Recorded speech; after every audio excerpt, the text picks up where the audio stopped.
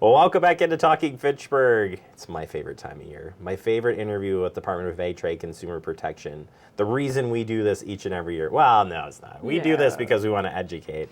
Michelle is here. It's top 10 consumer complaints in Wisconsin. It's interesting because I've been with you long enough now that I see some impacts that the stuff you talk about, the stuff you come on the show and share with us, and we've been sharing.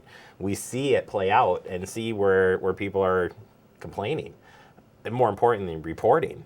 And things go off the list, things come on the list. It's very interesting. You look at this broadly this year, surprises or not so much?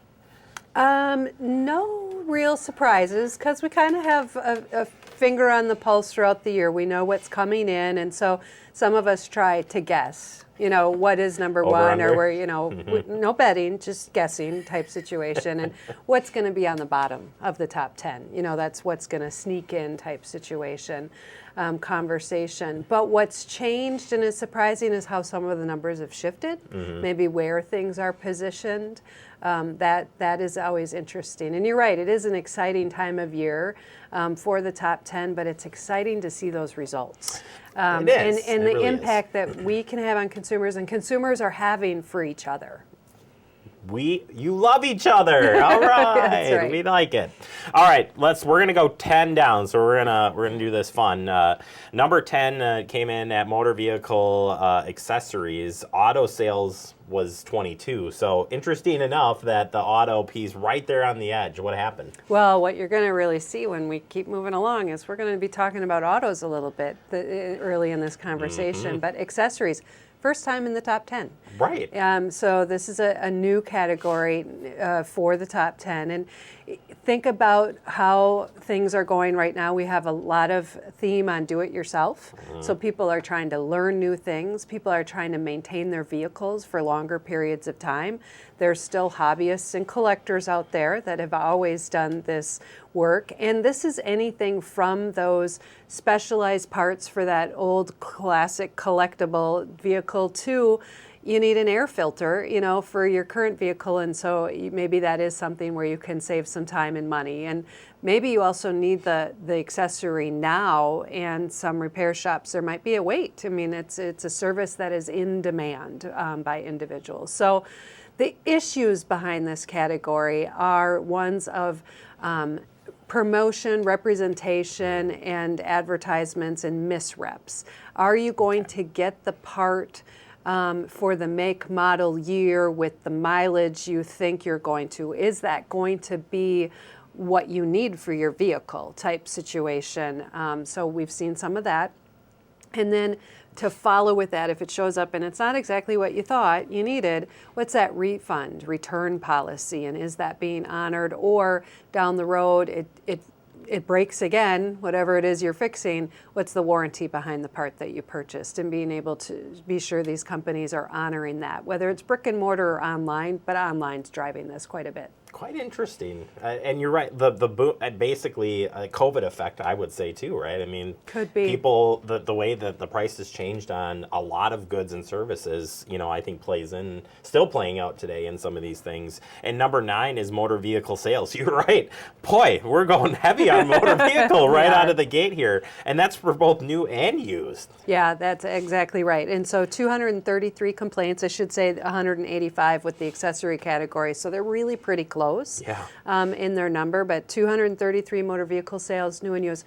We partner on this category with Department of Transportation. They oversee the dealers in our state in those transactions. However, we get into representations and those enticements that pull people in. So think the direct mail pieces that show up in your mailbox that have prize notices. Bring this in, you may have won, whether it be a new car, money, football tickets. We've seen all sorts of different enticements there, and we regulate direct mail prize notice advertisements, and so that's the bulk of this category. Is consumers paying attention to is it too good to be true, and are they being honored? I would have never guessed it would have went that way, that it was on a lot on the advertisement, given the circumstances of what you guys investigate and stuff, but kind of interesting. Right. It seems like the car buy sale or car sales stuff now is a lot of pick it out and we'll, you get it delivered someday down the road, whatever. But on a too good to be true type of thing too, I could see that playing out there. Anyway, number 8 goes into travel, and travel. It's bouncing back, right? I mean, people are really, really getting on the travel piece because they didn't get to travel so much. So I would have actually anticipated this to be higher on the list. Well, it was higher on the list or a few years back during Yes. COVID, coming out of COVID, because of what COVID did to travel. It shut it down. People had booking reservations. Did they have cancellation policies? Did they get refunds type situation? And so there's that. But now it's on the list because people can travel. And so we've had complications with some of that travel because everybody's trying to do it all at once. And is there the service to respond to the demand and then the frustrations that can happen with some of that? Or there's still schemes and scams out there that people don't get what they thought they would as far as a representation.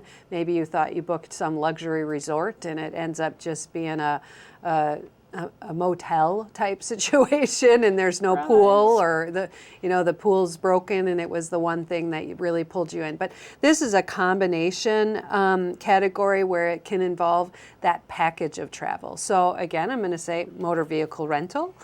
It could be the hotel motel, it could be the airline, or just the whole bundle, the travel service, who is putting it together for you, that package. So a lot of different subcategories, if you will, or companies, industries that you're dealing with along the way for travel. Again, cancellation and refund, return policies, deposit issues. That has billing. blown up so much. Yeah. And it's like you could buy extra insurance now so easily, but that insurance doesn't cover everything, which is really interesting because I think I've read through quite a few of those and I'm like, wait, you won't refund the whole thing, but you'll refund some, but... It's a fabulous point. You need to consider, it's asked at almost every reservation you book now, do you want to book insurance? Because things happen in our lives. But that's the question. Will the insurance, if you put that added investment into it, cover the situations that may happen to you? And we had a great example from a consumer mention, I bought the travel insurance once and my buddy couldn't go because they were going together, but it wasn't the person's family. So it didn't matter that they wanted to cancel because it wasn't family who couldn't go, but it was part of their package, but they booked separately, so they weren't really connected. So you have to look at all those details if you're going to choose travel insurance, and it might be worth it depending upon how big and expensive and long your trip is, but it also may not be depending upon the individual policies that exist with each and every one of your individual bookings and what your rights might be to cancel and notice. They're so wordy too. When you're looking at those things, you're like, oh my gosh, how am I going to get through all of this? Yeah, difficult stuff. All right, we're going back into motor vehicle because we didn't get enough in the first couple of categories. At number 7, motor vehicle repair at 352 complaints. Surprising? An increase, for sure. So motor vehicle repair has been on the list in the past. It drops off, it pops back up. does. It usually stays in this bottom, 8, 9, 10 category, but it did creep to 7 this year by quite a bit from the number 8 slot. But we've all experienced it if we own a motor vehicle. There is demand out there for that service. And people are trying to make sure their vehicles operate well, operate longer, and with that comes maintenance. And they're complicated things now. A lot of do-it-yourselfers can't. That we don't have the technology at home to read the code on our computer that we're driving around in many cases. So we need professional help with that. And with that then comes communication and relations and complaints. So again, it's about work not being performed. It's about being charged over your estimate or charged more than you thought, being charged for work that's not performed, representations about those issues, billing disputes, delays in service when it is your turn. So everyone, I think, can understand what all those issues mean and may have experienced some. But these are the ones that can't get resolved and need consumer protection help. It is quite a bit. I mean, that's a pretty large number because, the top numbers are a couple thousand when we get up this list. So that's a lot of reporting there. So something to keep in mind on as you get that vehicle repaired. And we could probably go into a whole segment on reading contracts and understanding things. Maybe it's a good thing as we go into number 6. And now things start to line up to last year. Number That's 6 right. last year was this category as well, medical services. Do you think this one jumped in COVID? I'm trying to think back. I feel like it did come up a little bit more after the COVID thing, but this really is about specific services. It is, and it's something we looked at differently as well. Yes. On medical services. It became a new category for us because the numbers were increasing and we had to look at the issues in a different way. I'm going to remind everybody, this is not about selecting your doctor and how well your doctor does or the treatment path your doctor puts you on. This is not medical services about that. This is about the billing and no surprise billing and being able to anticipate and see a bill or treatment plan that you expect, on that bill. So it's that portion of the medical services experience, having those conversations, those disclosures. But people shouldn't be surprised by the bill because there should be a conversation about that. Yeah, absolutely. When you want to do some of your own research in when you're considering whatever medical treatment stuff you're doing, but interesting enough. Number 5, identity theft. For all the things we talk about all the time, and as we get into these top 5 pieces, I would feel like this would have been higher up on the list too, because there's just so many of these things happening all the time. But 459 complaints in 2023. I'm like, well, maybe that's a good thing. Maybe that's a good thing, and maybe that's a scary thing. That's my own personal opinion. Yes. It might mean that people know how to deal with it. That's a great thing. It might mean that people don't know and aren't monitoring their identities, and that's where it could be scary, and I fear that we need to do more then to get the word out and make sure people are taking the actions to protect their identity. But I'm hopeful that that's all happening. But we all know that from our conversations that identity theft is a real threat to everybody, that it's about getting your personal information and your data, and it's out there online and in people's pocketbooks and in their homes. And so we need to be sure that consumers are taking the steps to do the best they can to lock it down and secure it. That means placing a security freeze on your credit report. It means changing your passwords regularly, using two-factor authentication, shredding documents, locking up your mail, all those types of situations. It's Identity Theft Awareness Week, this first week in February and the end of January. So this is also a time when we talk about tax identity theft, because this is the start of that season, and it can be a leader in this category, the tax identity theft specifically, using your social security number to either get a job in someone else's name, and then it shows up on your tax return and you're contacted by the government to say you didn't claim all your wages. Or it's the flip side where an identity thief tries to file your taxes in their name, using your information and get your refund before you do. So file early, but get that identification protection PIN number that they have available with the IRS and the Department of Revenue to lock down your taxes. That's the other tool that's out there that we really want people to take advantage of. File early, but use the IP PIN. Let's ask a scary question in this. For the cases that you're working in, I know you can't dive into any specific case, but does it take a long time to recover these things? So as you're working through these situations, what does that look like? Maybe kind of pull the curtain back a little bit and say, if you file the complaint with you guys, oh my gosh, it's happening. Right. What's that look like? So if you have financial identity theft where your credit card is stolen, and hopefully that's the extent of it. They got your credit card number, your credit card company calls you, you get a new card number, you change it with everybody that has auto deductions or payments on it. Okay, that can be painful and time intensive to make everything but that could be it. But now someone has found a way to get at your information, maybe through a data breach, maybe through inappropriate access somewhere. But it can be extensive. Identity theft can impact your medical records. Right. It can impact your taxes. It can impact your criminal record, if you will, with law enforcement. It could impact your Social Security number directly, and so that's your credit report and your credit rating as a result. Those can take an intense amount of energy and time to recover. And we've heard from some for years, because you think you have it all roped up, but then someone else, a creditor, contacts you, or that leaks out somewhere else. And sometimes it depends if you can get a new Social Security number, or what steps you're able to take, and if you can find that source, and how expansive your portfolio is, if you want, you know.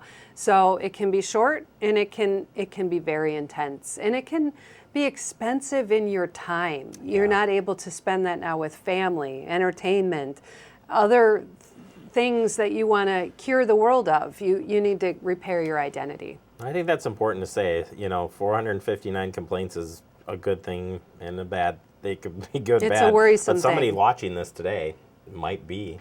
It don't know it, or like, I'm good, I'm doing Right. something. But yeah, once you get on that flip side, woof. Right. So for that person who's watching today, DATCP has that resource information on its website that I mentioned, how to do that security freeze, the steps to take if you think you are a victim, but the prevention steps as well. So get that ID theft fact sheet from us. All right, moving on to telecommunications, and that's in the number 4 category at 642 complaints, down a little bit, not much in this one. Right. And oh my gosh, these are so annoying, so annoying.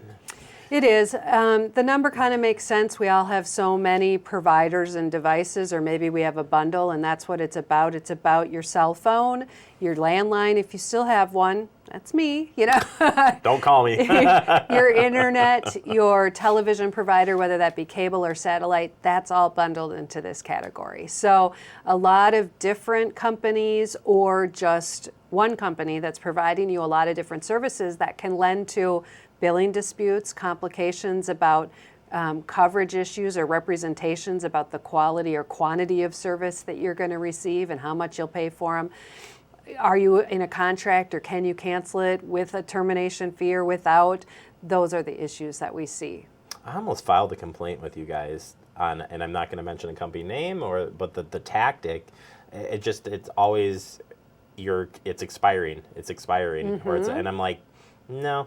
Nothing. There's nothing on it that was an expiring piece to it, but it's just interesting all the tactics that are constantly coming through. And some of them, I'm like, maybe it's a fake, piece or Sure. too.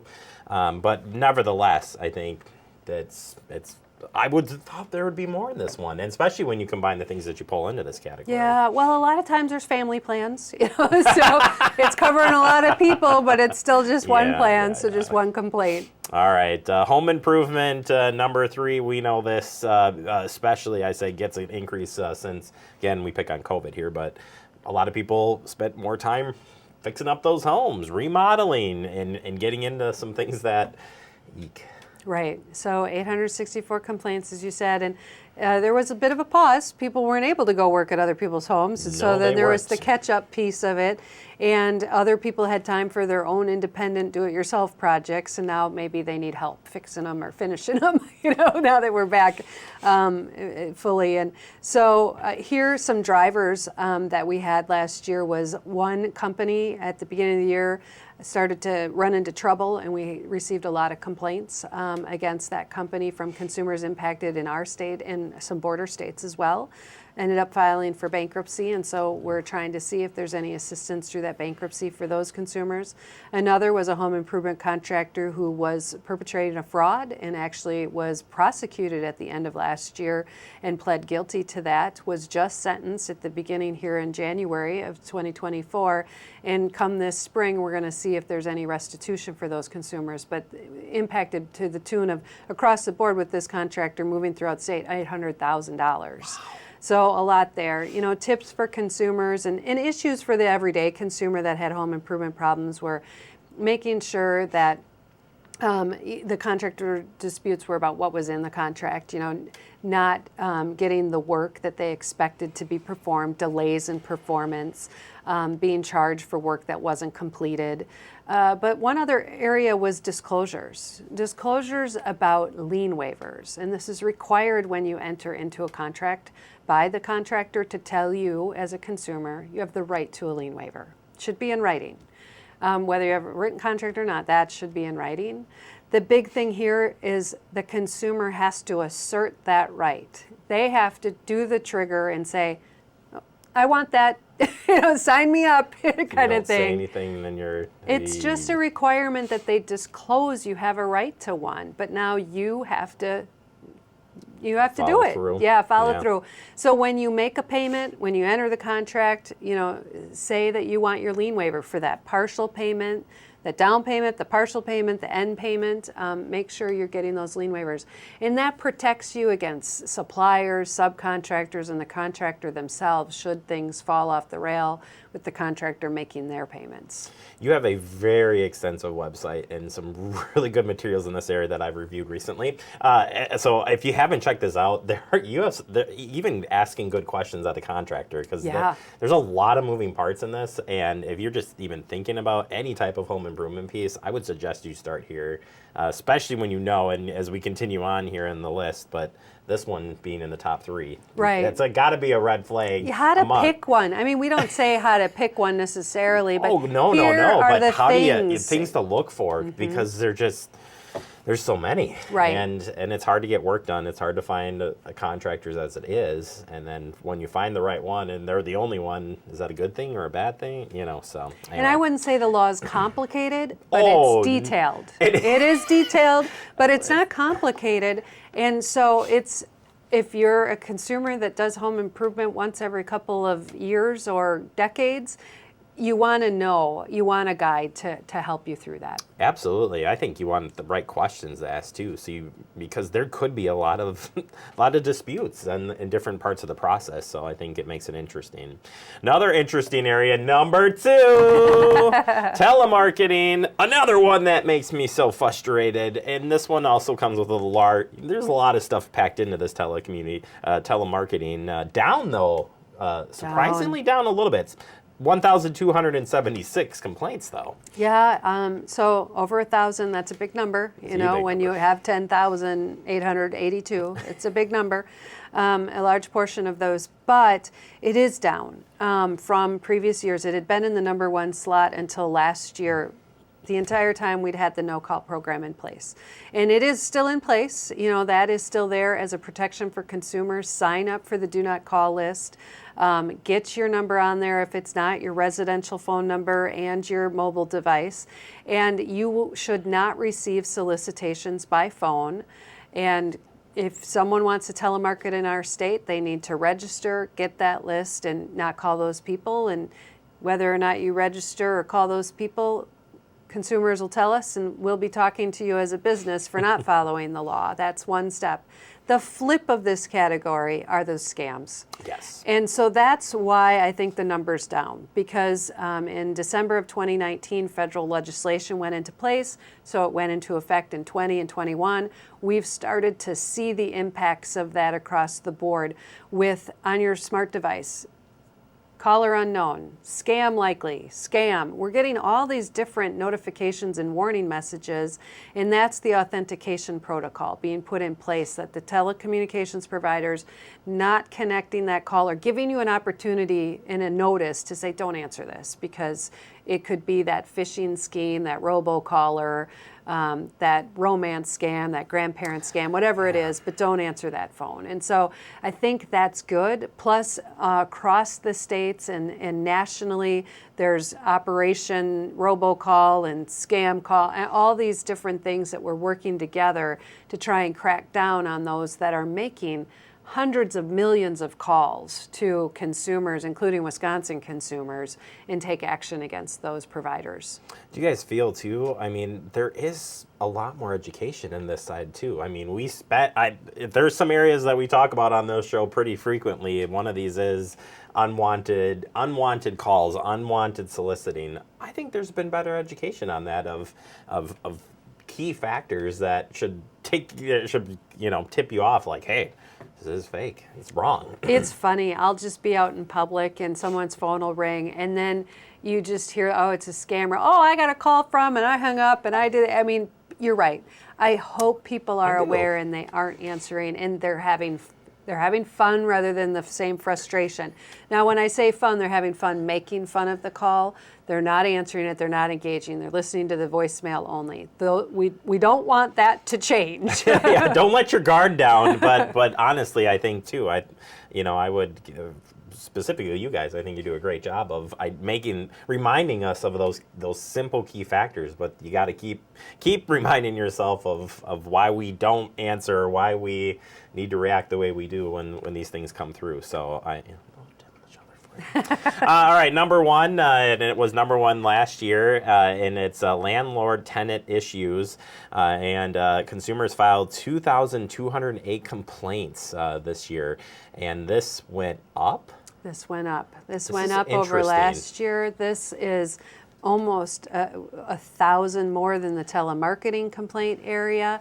I mean, this is an emotional topic in many ways. This is where people relate with their families. Landlord tenant, this is your housing. This is where you go to rest at night and rejuvenate and entertain and make memories with friends, family, and it might be where you work if you're teleworking, type situation. But on the flip side, this is someone's investment. Whether you're a large property owner or a small 1-2 unit type landlord. So there are two sides to this. It can get pretty emotional. There's regulations that govern it. Both parties have rights and responsibilities in this relationship. And so communications can get heated, expectations can get high from both parties. And it's so important to understand, again, both your rights and your responsibilities based on your rental agreement. And that could be a verbal one or it could be in writing. We're going to encourage in writing, but some people are just fine with the verbal agreement, and that's where things can get off the rails. But the driving issues behind this complaint category this last year were about security deposits. So that's the money you let someone hold while you're living in their property to secure it and prevent damage. But when you move on, you need it. You need it to pay the next month's rent or to put down on the next property or maybe pay the insurance or get the groceries. So you want that money back, and that can certainly be sensitive. You want it back quick, but there's a time period under the law to return it. And so if you're not getting it back timely or you're not getting it back at all, understanding why it's not being returned to you, and then the amount that might be withheld for the damage. So there's lots of places you might not agree with the damage, you might not agree with the amount that's being held for the damage. So there's lots of places where that conversation can go. Then it's the issues of termination of tenancy or that lead to eviction, and so losing your home and your property as to where you rest at night. Disclosures at the time of you entering a rental agreement that need to be made under the law that if they're missed have an impact later, and so impacts that rental agreement. Promises to repair items, whether you're entering it or while you're there. And that's again you're living. And entry, was it authorized or wasn't it? A landlord has a right to enter a property and do inspections and do maintenance. They have to give notice. A tenant wants their privacy, and so do they have to agree, or can they just get notice? What if it doesn't work for me? I didn't get the notice. So that again is a very emotional area, but there are regulations surrounding that, and we help try and open those lines of communications, make sure both know their rights, responsibilities, and try and find resolution. But we do track for patterns and trends to make sure behaviors are compliant. Yeah, and I think we know there's a lot more housing going up in the rental side of things. So do you see from DATCP's perspective, do you guys think this is actually going to increase with disputes and stuff, and we're going to need to do more education on both sides? I mean, as you said, this is a two-sided issue here. Exactly. So how do you kind of see that playing out? I think a couple of things. I do anticipate more complaints, and it's going to depend on who owns the properties too and how they are working out their situations and how they're looking at the law and interpreting it and receiving information, but how much they own. And can they handle and control that communication and relationship with all the tenants that they have? Sometimes that gets in the way too. Yeah. They get so big and have so many that things can manage, and maybe they want to make a change for everybody, but it's not everyone's rental agreement renewal time, so the sweeping change may not be able to be made right now because everyone has their renewal opportunity. So it's all, I wouldn't be surprised if we see more complaints. Yeah. And because you're right, there's just more rentals too. Right, and I mean, that's two-sided, right? I mean, we're going to continue to educate as much as we can educate on both sides of things. Again, hitting the website and getting the information. Absolutely. You have a nice guide there that helps both entities understand the rights and before getting started, and whether you're going to be a landlord or going to be a tenant coming in. Tell people where they can find that, because that is an amazing piece of literature. It's a 14-page document, the Landlord Tenant Guide. We have a short rights and responsibilities. We do free trainings and presentations for both parties on this subject. So absolutely, and you can go to our website, datcp.wi.gov, to get that publication or any of the topics that we've talked about. And we do presentations on so many different issues for the public for free as well. If someone wants to host. Oh, hey, wait, are you saying something? Did I just hear something here? Yeah. All right, as we wrap up here, a big picture thing, as you look at this, what moving forward now into, I mean, again, you said that's the beginning. You're watching all of these things, and it shouldn't be too much a surprise for you as you see these things go, but where is Department of Trade Consumer Protection moving towards as you use this data and trying to help consumers, landlords, everybody move in the right direction and avoid complaints or help file complaints? Yeah, so we look at the data to see if we're using our resources in the right places and having an impact. We were able to return $3.3 million to consumers through our individual complaint mediation, but also as a result of our investigations where we either conducted investigations and had enforcement actions that were negotiated, or had to do prosecutions with the district attorney or Department of Justice, and those went to the general school fund, any of those settlements versus individual consumer hands. Sure. And so that's one area. What impact are we having, but where are our resources being used? And we also look at it to see, are there new things creeping up within a category, new technologies being used? Mm-hmm. We're going to be watching artificial intelligence quite a bit with the telemarketing area. Sure. To see, and then do our regulations align with the marketplace? Do we need to be changing a regulation, talking with the legislature about new laws, new statutes, or looking at administrative rules? And is there a category where we need to be doing an investigation based on one complaint or many? So that's where it's so important that consumers do file their complaints, because you could be, as one of my colleagues says, the one thread that we keep pulling on, and then the whole thing comes unraveled and we find out about it. So you can be the one or you can be the 100th, and that can really have an impact for us. So file those complaints and be sure that you are getting all your documentation in writing. That's the tip I can leave everybody with. All of these themes about disclosures, representations, advertisements, miscommunications. If you keep the ad, get it in writing, read the fine print, that's going to help us tremendously, but it could help you in your situation as well.